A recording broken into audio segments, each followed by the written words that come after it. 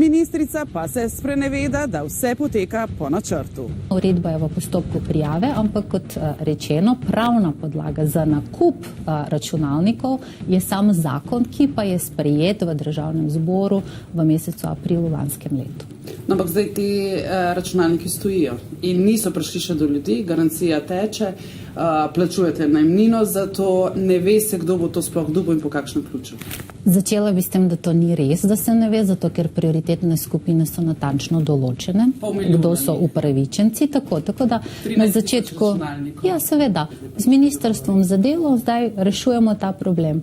Katero smer pa greste? Boste videli zelo kmalu. Vse pravne podlage so določene v zakonu in mi smo samo izpolnjevali zakonske obveznosti.